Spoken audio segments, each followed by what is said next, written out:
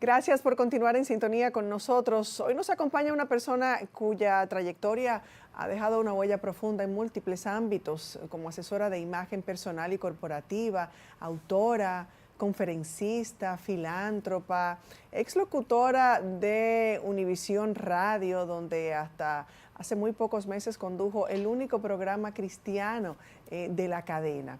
Posee un PhD en capellanía, inclusión y salud integral con enfoque en neurodiversidad y ética aplicada, y ha sido reconocida con la medalla de oro del Presidential Volunteer Service Award de la Casa Blanca por su invaluable valor en favor de las familias con niños autistas.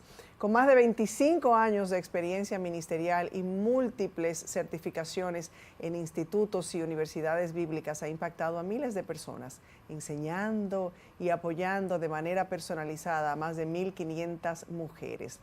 Como asesora de imagen ha colaborado con marcas de lujo como Hermès, Valentino, Louis Vuitton y automóviles como Lamborghini. Es experta en autismo, fundadora de Todo Autismo y cofundadora de la Fundación Hope, HHAP. Esta fundación desarrolla programas educativos, sobre todo para los jóvenes autistas, y lo que busca es promover su integración en el mundo laboral. Su trabajo cuenta con el respaldo de instituciones como Stanford, Harvard y otras prestigiosas universidades. Y hoy está aquí con nosotros, nos honra con su presencia para compartir su historia y su valioso trabajo. Bienvenida, María Jacobo. Gracias. Wow, después de leer eso digo, estoy vieja ya. No.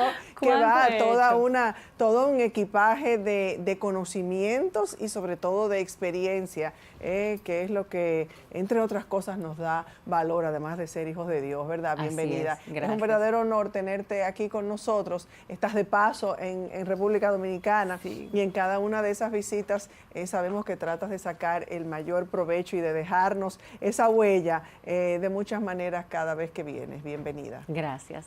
Bueno, conocer primero y ante todo, porque tu trabajo, como ya dijimos, abarca muchas áreas, desde la asesoría de imagen, la educación inclusiva, el activismo por los derechos de las personas dentro del espectro autista. ¿Qué te motiva a combinar campos tal vez tan diferentes uno de otro? Bueno, porque uno es mi trabajo y el otro es la filantropía. Porque todo lo que hacemos dentro de la fundación, nosotros no tomamos un sueldo. Porque siempre para estos programas que son sumamente costosos fuera del país, sí, siento que nosotros ponernos un sueldo resta a la labor que nosotros tenemos. Entonces, trabajamos y esto es parte de lo que hacemos de corazón para estas familias y para estos jóvenes. Y precisamente cuando hablamos de las familias, ¿cuál ha sido el impacto más significativo de tu trabajo con esas familias, con niños dentro del espectro autista a lo largo de todo este tiempo? Wow, esa es muy buena pregunta. Creo que la unificación familiar, para trabajar el autismo como un proyecto de familia, no solamente como la responsabilidad de mamá, no solamente como que ese es el hijo olvidado, sino que toda la familia se une y se vuelve una mini comunidad para realmente aplicar la inclusión desde casa. Entonces, esta parte donde se le enseña a los hermanos la empatía, donde se enseña el rol de papá y mamá, y donde los abuelos, tíos, primos se involucran a crear una comunidad también para este niño o niña. Eso ha sido lo más hermoso para mí. Y eso es tan importante cuando lo mencionas, porque de estos niños o jóvenes ya, o incluso adultos, diría que dentro de otras cosas, de lo que más sufren es de la incomprensión. Entonces, en la medida en que toda una familia, como comunidad, por llamarle de esa manera, se integra, se une, comprende, acepta, pues hay un mejor manejo y una mejor calidad de vida para quien la sufre. Más que la comprensión, creo que integración. Porque te puedo comprender, pero te dejo a un lado. Y creo que el poder integrarlo en la familia, dentro de lo que este niño o niña puede ir haciendo. Porque déjame decirte, cuando son niños es más fácil. Es muy fácil, claro. Pero cuando van creciendo, si no has hecho la labor en la niñez, entonces se vuelve un poquito más difícil hacerlo ya cuando son adultos. pero desde niños, o sea, que tengan responsabilidades en la casa, que tomen turnos, que se ayuden. Esta parte crea esa dinámica familiar que hace que este niño crezca en un ambiente de inclusión realmente en casa. Para que haya esa inclusión, además, o además de la inclusión y además de la integración, es tan importante que haya ese diagnóstico. Hace unas cuantas semanas precisamente conversábamos con el periodista Fernando Quiroz, que es quien maneja la mesa sobre autismo frente al Congreso, y hablábamos de la falta de diagnóstico. Hay muchas familias que viven con el niño, decías ahorita, el niño problema o el niño X, no recuerdo en este momento la expresión exacta que utilizaste, pero se convierte en el niño que tiene el problema, en el niño problema de la familia. Y muchas veces lo que hace falta es que las familias conozcan cuál es el problema, porque creemos que un niño autista es como otras condiciones, síndrome de Down o tal, que tal vez se notan más, pero dentro del espectro autista hay muchas cosas que se dan que la mayoría de las veces son incomprendidas o ni siquiera se conocen. Yo las llamo en mi libro de Todo Autismo esas banderitas rojas, que son esas alertas que te da el comportamiento de un ser humano y que se resumen en 3 áreas: en cómo se comunica, si a veces tiene una dificultad al comunicarse, en el comportamiento. Y en el comportamiento no solamente que se dé, como digo, contra una pared o que se haga daño, que es ese estereotipo que conocemos. Sí. Hay un comportamiento repetitivo que muchas veces le gusta mirar el mismo programa, se detiene a lo mismo, se enfoca mucho en algo. Y lo tercero es cómo socializa. Entonces, si tú estás viendo que ahí hay algunas banderitas rojas, porque muchos papás lo miden como que, ay, él le va bien en la escuela. Eso es coeficiente de inteligencia. Eso no tiene nada que ver. O sea, nivel 1, hay autistas nivel 1, pero con un coeficiente de inteligencia un poco leve. Hay nivel 1 genios. Entonces, lo que afecta, lo que te dice nivel 1, 2 y 3, porque ya Asperger's no se usa desde el 2013, todavía aquí en Latinoamérica lo seguimos usando, pero en evaluaciones ya no se da ese diagnóstico. Porque entonces, ¿qué pasó con las personas o los niños diagnosticados como Asperger? Porque entran lo que dentro pasa del mismo es espectro que, autista. mira qué pasa. Un joven que era diagnosticado con Asperger's porque podía hacer unas matemáticas avanzadas, pero necesitaba ayuda amarrándose los cordones del zapato. O no podía cocinar un huevo en su casa. Entonces es un genio en un área, pero en otra área necesita una ayuda que es en su día a día. Entonces, cuando se le catalogaba solamente de genio, se asumía que en todo era un genio. Entonces le quitaban ayudas y apoyos que eran vitales para su desarrollo integral. Porque el ser humano tiene que verse de forma completa. Integral, claro. Claro, entonces en esta parte pues decidieron, para fines de seguro y de asegurarse de que todos tuvieran acceso a eso que necesitan dentro del espectro, entonces se dice doblemente excepcional, nivel 1 si es muy a un nivel que pasa su escuela, que tiene buenas notas y demás, pero entonces ya se dice, bueno, pero tiene una leve situación con los sonidos, entonces hay que darle terapia sensorial, o no le gusta que tocar algunas cosas, o no puede manejar, se pone muy nervioso, tiene mucha ansiedad, entonces hay que ver esas subdivisiones dentro del diagnóstico. Y aquí todavía no existe una medida oficial de diagnóstico. En Estados Unidos es el DSM-5, porque es algo clínico y te puede incluir el autismo, pero también incluir otras áreas de neurodiversidad que a veces podemos tener la sospecha que es autismo, pero no lo es. Entonces ahí te va a dar un resultado de lo que es. Mientras que si aplicamos otras medidas que solamente se enfocan en autismo, pues vamos a tener falsos positivos. Y eso lo han dicho expertos en el área. Y es algo que creo que se debe de implementar aquí más. Desde la Fundación, sabemos que desde la Fundación crean ustedes programas educativos para jóvenes autistas. ¿Qué desafíos han enfrentado en ese camino para implementar esos programas? ¿Cómo se van superando y cómo se van incluso actualizando o mejorando? Bueno, son varios desafíos. Primero, cuando estos jóvenes terminaban la escuela secundaria en Estados Unidos, entonces era los que no pueden ir a la universidad, ¿qué pasa? Entonces nosotros creamos estas áreas vocacionales que son muy necesarias, pero también nos dimos cuenta que cuando se graduaban no tenían a dónde ir. Y porque había un estigma de que, ay, es autista, entonces le van a molestar las luces, le va a molestar el sonido, no va a poder trabajar acá. Y era quitar ese estigma. Del lado de mamá y papá es, él puede solo. Entonces las mamás, tú las veías que querían seguir tratando el hijo en el trabajo como si estuvieran en la escuela. Pero es que no me llaman.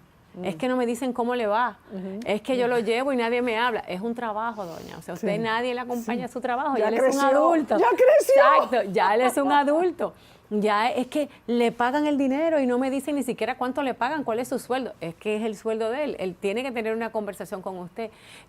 No sé qué hacer con el dinero. Hay que enseñar a manejar el dinero. Ya después de cierta edad, incluso sé por lo menos en Estados Unidos, que ya ni siquiera los profesionales de la salud, o sea, psicólogos, psiquiatras, ya le dan informaciones a los padres. Para porque nada. Ya a menos que esa persona corra un peligro, se trata de un adulto. Claro, y eso le digo, a los 18 años cumpliéndolos, ya usted no tiene nada que ver con ese niño, así tenga la mentalidad de un niño de 2 meses.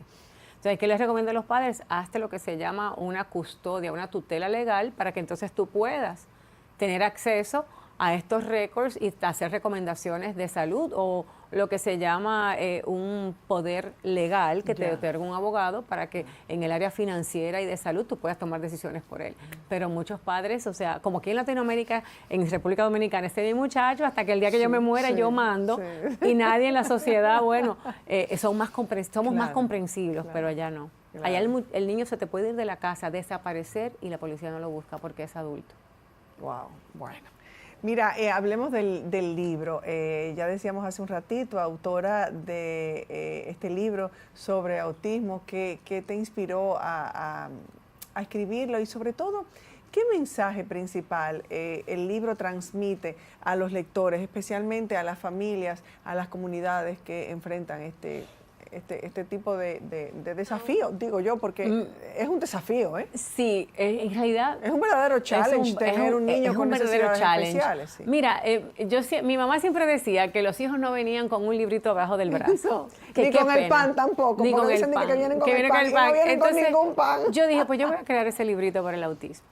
Entonces se llama, el autismo es una guía práctica para padres. Se llama De la niñez a la adultez, pasos necesarios para un mejor desarrollo. El libro se llama así, Todo Autismo, y abarca desde esas banderistas rojas, la sospecha del diagnóstico, cuando te dan el diagnóstico, cómo interpretar tú ese diagnóstico, cómo saber lo que pasa después del diagnóstico, porque esa es otra, que los papás oyen algo que le dijo el evaluador y no se atreven a abrir ese diagnóstico, ir paso a paso y tomar un plan de acción. ¿Qué va a pasar a través de aquí? Que de hecho, y ahí hago un paréntesis, que de hecho yo he escuchado a tantos padres, a tantas familias decir que cuando reciben ese diagnóstico, cuando reciben esa noticia, sienten que el mundo se les cayó encima y que es el fin del mundo. Sí, entonces lo menos ya mi hijo no se va a poder casar, no va a poder estudiar, no va a ser un profesional, no esto, no lo otro, como que lo acabaron en el momento del diagnóstico. Sí, y por ende entonces dejan de accionar en esa etapa tan crucial para que ellos puedan desarrollarse, porque señor, el cerebro tiene neuroplasticidad y crea conexiones nuevas, por eso es que usted le da terapia al niño, pero la terapia no lo es todo.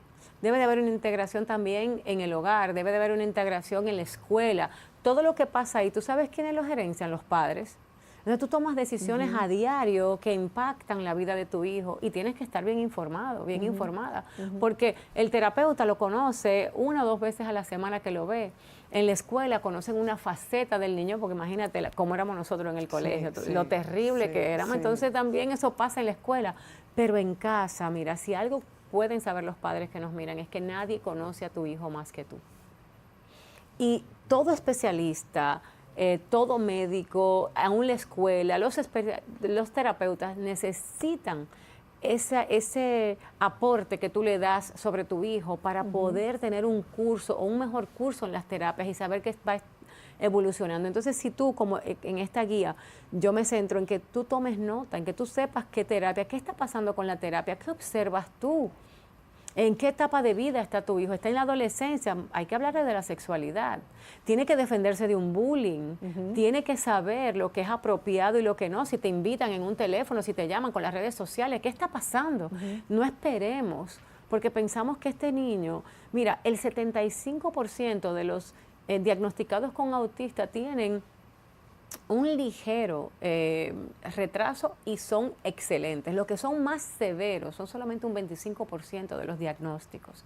Entonces, catalogamos a todos con el no puede. Con la misma medida. Porque al principio se hace difícil, Soraya. Pero no, pues cuando tú vas aplicando estas terapias, sobre todo la conducta en casa, la disciplina, sí se disciplinan estos niños, si se porta mal, si le da el hermanito, es la misma consecuencias en casa. No le den un pase porque sean autistas, porque ellos aprenden rápido. Entonces, cuando tú vas aplicando esto, tú vas viendo que el niño se alinea. Yo aprendí con el mío que en la escuela se portaba mal y en la casa venía a desbaratar todo. Digo, espérate un momentito. Entonces yo voy a aplicar lo mismo que en la escuela. Exacto. Hay una esquinita de castigo. Usted cuando juega con los juguetes los recoge. Entonces cuando yo fui tomando yo misma esa acción, las cosas fueron cambiando en casa.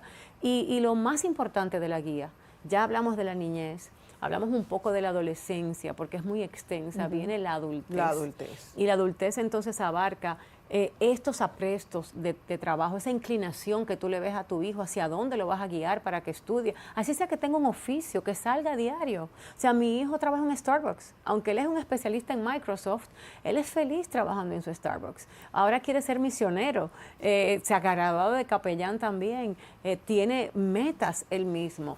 Pero esto no, desde niño, yo nunca me hubiera imaginado, si ese niño no me hablaba que hasta los 12 años, Soraya. Wow. Y ahora yo no sé por dónde se apaga. Entonces, cuando tú ves esto, la planificación que estoy haciendo con él es ¿qué va a pasar cuando ya yo no esté? ¿Cómo dejo estructurado su vida para que sus gastos sean cubiertos? Para que haya una supervisión, que no me lo vayan a robar, que trabajo con su hermano, que va a ser su tutor cuando ya yo no esté, para que haya un sistema de monitoreo. Él me dice, ese muchacho es mío, él va a vivir conmigo, pero tú te vas a casar y vas a tener hijos, entonces tal vez el tío no puede vivir en casa, pero sí cerca de ti, y que con un monitoreo él pueda vivir su vida independiente. Entonces, eso es lo que me lleva a mí también a organizar. Yo tengo un taller donde yo organizo esta parte, yo creé unos documentos que solamente hay que notarizarlos, donde tú tienes un testamento, donde tú le estás pasando todo lo de un ser humano a otro. ¿Qué medicamentos usa? ¿A qué es alérgico? ¿Qué terapias o qué apoyos todavía necesita? O sea, es un plan de cómo va a ser su entierro. ¿Qué tipo de servicio necesita? Porque tu fe. Si ese niño se muere, ¿cómo? O sea, ¿quién lo entierra? ¿Cómo? O sea, todo esto, muchos padres se planifican para, yo eduqué a mi hijo y se va para la universidad y ya yo solté eso en banda cuando se graduó y se fue. Pero nosotros, aún planificando nuestro retiro y hasta nuestra muerte, estamos planificando también la de nuestro hijo autista. Y eso es lo que se le olvida a los padres. Definitivamente. Y algo que además de eso, y que nos cuentas desde la experiencia, tu propia historia, esta experiencia personal, que me imagino que es lo que te inspira sobre todo Claro que sí. a incluir ciertos, o a hacer este libro, a escribir este libro sobre autismo, porque estas historias definitivamente pueden resonar en los lectores que viven situaciones similares. Pero a mí hay algo que me preocupa y es la perspectiva desde la sociedad sobre, mencionabas ahorita, la neurodiversidad, de que esa neurodiversidad y esa falta de empatía, de cómo ayudar a cambiar la perspectiva de la sociedad sobre la neurodiversidad. Vamos a seguir hablando de este y otros temas después de la pausa. Quédese con nosotros.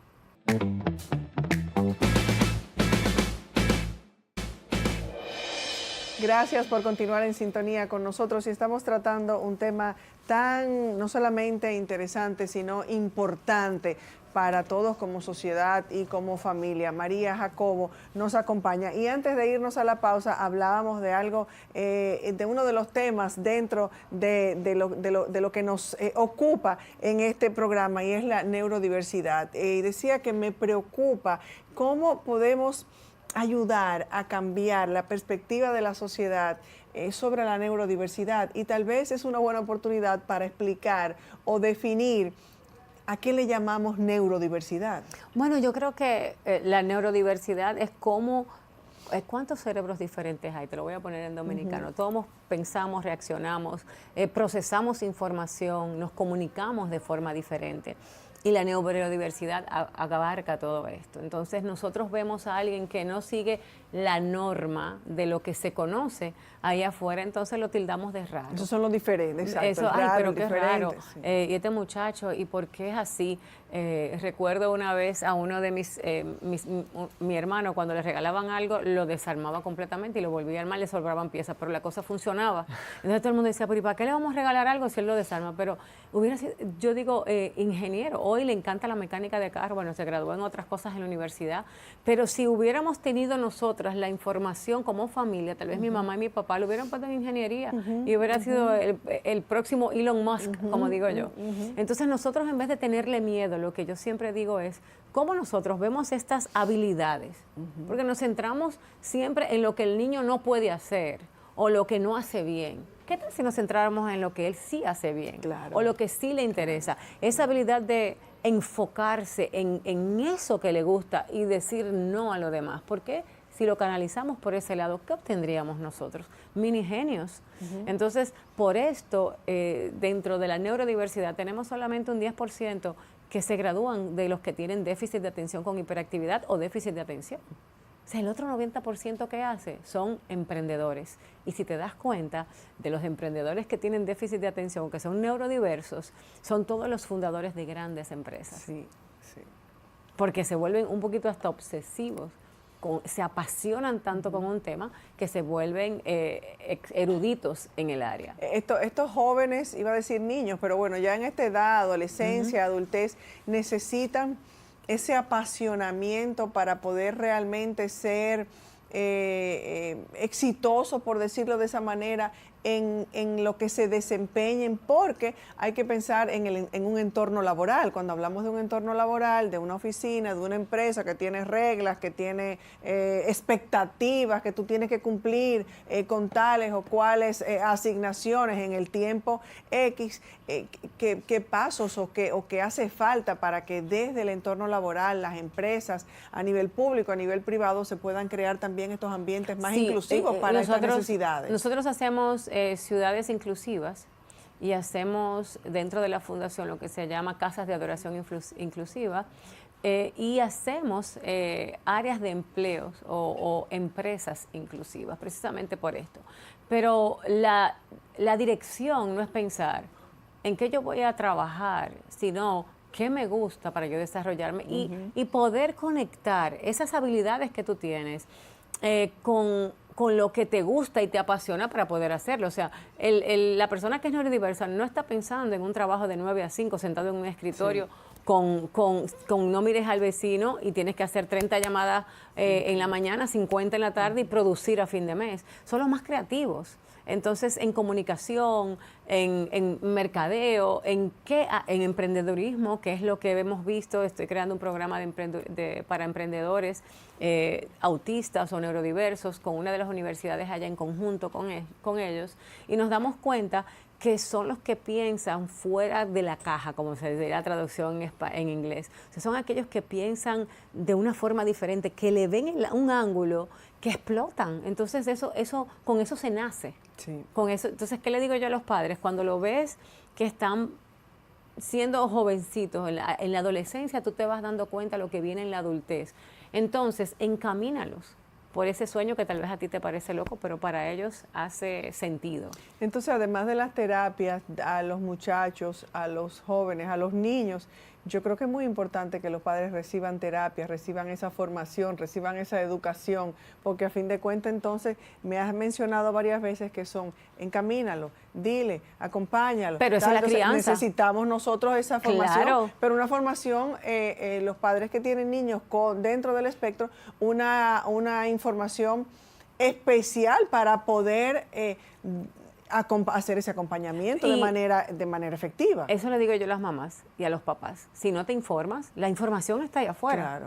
O sea, todo lo que yo estoy compartiendo contigo son años de yo poder investigar. O sea, no fue solamente una universidad que yo fui y me aprendí 2 cosas, no. O sea, yo tuve que hacer una búsqueda incansable de recursos Porque o me pierdo, hoy día tú te puedes perder en las redes sociales, pero ¿por qué no informarte de lo que te está preocupando de tu hijo? Claro. Mira, yo siempre digo que criar es fácil, pero educar es lo que cuesta. Entonces nosotros somos responsables de nuestros hijos hasta la mayoría de edad. No te lo va a educar la escuela, no te lo va a educar una terapia, lo educas tú en casa. Somos el centro de la sociedad como familia, sea que seas mamá, papá, soltero o no, con la forma que esté estructurada tu familia, tus hijos son tuyos y quien los forma eres tú. Entonces a diario estás tomando esas decisiones. Si tú todos los días lo llevas a la escuela, porque hay un compromiso social, tus hijos tienen que estudiar. Tienen que ir al colegio. Si no van, te meten presas. En Estados Unidos tú vas preso, a menos que lo estés educando en casa y esté escrito en esto. Entonces, ¿cuánto nomás educarlo en estos valores y educarte tú para ayudarlos a ellos? Claro. Porque mira, ayer hablaba yo con mi hermana, si hubiéramos sabido cuando chiquita esto, pero ya lo sabes ahora. Sí. Entonces tus hijos no van a tener que pasar por eso, porque ahora tú se lo estás enseñando. Y eso es parte de ser lo que es mamá y papá. Así es. Hablábamos del premio, un premio como voluntariado en la Casa Blanca. ¿Cómo cambió esto tu enfoque y tus prioridades con el trabajo con niños o familias, con comunidades de personas dentro del espectro? Wow. Mira, en la vida, cuando me tocó abrir la fundación y decirte que trabajamos todos de forma voluntaria, yo ni siquiera sabía que existía un premio tal.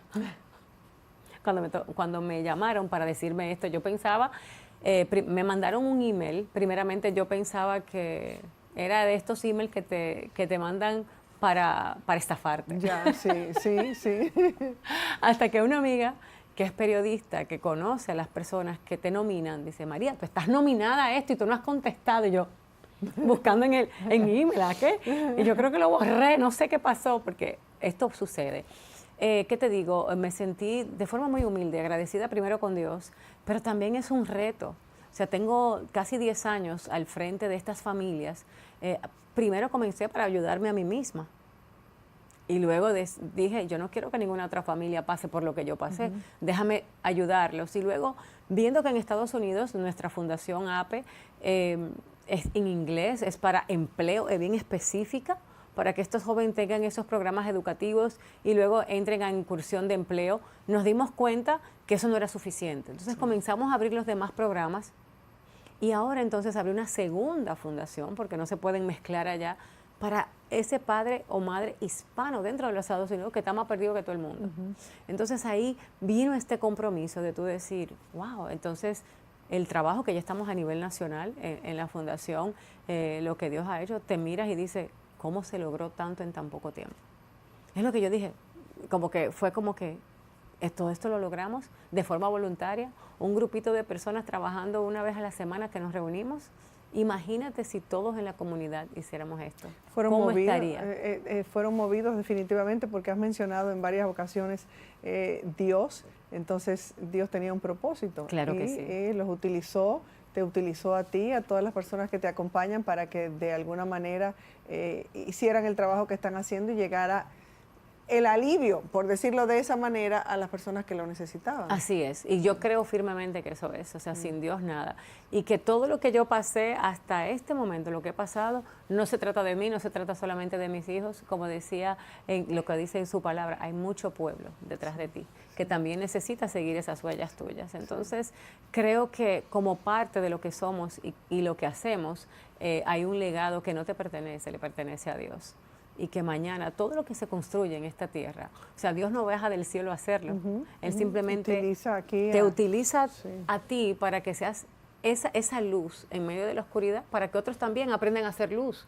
No es para que solamente se dejen guiar, es para que tú pases mañana esa antorcha y la sigas pasando y se multiplique, porque al final es lo que dice su palabra. Así es, no podemos dejar ir a María sin preguntar o sin que hablemos un poquito de asesoría de imagen, porque definitivamente y por eso decía al principio cómo se combinan esas diferentes mujeres claro. Y esos diferentes oficios, si se puede decir de esa manera. Y en cuanto a la asesoría de imagen, ¿cómo consideras que que la apariencia de una persona puede influir en la forma en que es percibida en el ámbito profesional, en el ámbito social, especialmente para aquellos que enfrentan desafíos también neurodivergentes. Claro que sí, y de hecho desarrollé un curso para ellos para que con 10 piezas básicas tengan 30 outfits y las etiquetas y demás, pero mira, por más que queramos decir que no, nuestra imagen es nuestra tarjeta de presentación. Claro, claro. Y como cristiana también le digo a las mujeres, lo primero que Dios habló en la Biblia fue de imagen. Y creó Dios al hombre y a la mujer a su imagen y semejanza. Entonces la palabra imagen significa que somos reflejo de algo o de alguien, que estamos proyectando algo. Y en nuestro caso, los que somos creyentes, estamos proyectando a Dios, a nuestro Padre, a nuestro Creador. El que te ve a ti está viendo un reflejo, un destello de Dios aquí en la tierra. Así es que yo lo veo. Entonces, semejanza es que soy como me parezco. ¿En qué? En los atributos que Dios puso en mí, que son como Él. Así como Él es amor, yo también tengo la capacidad de amar. Así como Él es creativo, yo tengo la capacidad de crear.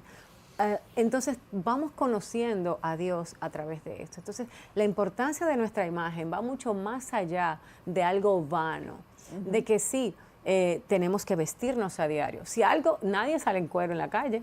Si hay algo, y escúchame que diga así, que tenemos que hacer a diario, aparte de asearnos, es cambiarnos. Entonces, ¿por qué no poner un énfasis en nuestra imagen? Y cuando comencé el tema de asesoría de imagen, o sea, yo estudié política internacional, el tema de organizaciones sin fines de lucro, me di cuenta lo que muchas mujeres perdían oportunidades por no saberse vestir bien. Y la imagen no es solamente vestiduras, que de hecho mi otro libro se llama Vestidas de Gloria, también es tu poder, cómo yo me comunico con los demás de forma oral, de forma visual, esas pausas que tomamos cuando conversamos. Y veía que nosotras perdíamos, y digo nosotras las hispanas porque nos encasillaban, nos ponían una etiqueta por nuestra falta de una buena imagen y no se veía lo bien o lo capaces que somos, simplemente porque la imagen no era coherente con lo que había aquí adentro. Entonces, en esto me dedico, no solamente en personas, pero también en compañías, porque también una compañía es una entidad que comunica algo, y esta comunicación es lo que hace que los clientes se conecten con ellos, con tu producto, con tu show también, con todo lo demás. Es mucho más que una cara hermosa, es todo lo que tú brindas aquí que es de valor, y eso es. Qué bien. Qué bien. ¿Y cuáles son los próximos proyectos, pasos? ¿Cómo planeas seguir impactando en la educación de personas que están dentro del espectro y no nos podemos ir sin decirle a la gente dónde conseguir el libro, Todo Autismo? Bueno, primero, gracias. ¿Cómo puedo seguir impactando? Yo siempre digo que ser líder es servir. El impacto viene a través del servicio. Y donde el Señor me lleve. Pero sí tenemos proyectos ahora en la Fundación de seguir creando programas donde sea más fácil emplear a estos jóvenes autistas. Y donde veo la Fundación en unos años con las aquí. mismas oportunidades, un joven o un adulto con la condición tiene las mismas oportunidades laborales en el aspecto salarial, por ejemplo. Claro que sí, en Estados Unidos sí es una ley. Tú tienes un sueldo mínimo. Nos queda mucho camino por recorrer todavía aquí en República Dominicana. Entonces. Claro que sí, queda mucho. Nos queda mucho. Y espero que ser parte, o sea, estoy a la disposición de poder traer cualquier programa a nuestro país. Pero en Estados Unidos hay una supervisión, porque acuérdate que te deducen de los impuestos y demás, y si alguien ve que te están pagando $2, a menos que te paguen debajo de la mesa, entonces eso no está permitido. Ya, insisto, nos queda mucho que hacer de conocimiento, de que este tema sea llevado a la mesa en los hogares, a la mesa desde el Ministerio de Educación. Sé que hubo una actividad en la que estuviste presente precisamente hace unas cuantas semanas, un par de semanas. Hoy esta mañana. Ya. Bueno, importante porque nos hace sentir que el mensaje está llegando y que se está creando esa conciencia tan necesaria y tan importante. ¿Dónde conseguimos el libro Todo Autismo? En Librería Cuesta. Okay. Y también en Amazon. Okay. Buscas así Todo Autismo y lo vas a encontrar. O buscas mi nombre, María Jacobo, y te van a salir ambos libros. Bueno, María, es importante que sepas que desde este momento y en lo adelante nosotros estamos a la disposición de todo lo que hagas desde la Fundación. Gracias. Aquí en República Dominicana tienes una pequeña aliada, Ay, gracias. que por lo menos trata de poner ese granito de arena. Gracias. Y sabes que puedes contar con nosotros. Y mi sueño es que aquí esté establecida y un día poderme retirar en mi país, ¿por qué no? Y que mi hijo pueda sentirse tan seguro aquí como allá. Muy bien, un gran placer haber tenido y una gran satisfacción y tranquilidad de saber que cada día más se va haciendo conciencia, descubrir que hay personas que hacen el trabajo, descubrir que hay personas que están tratando de impactar a las familias que lo necesitan.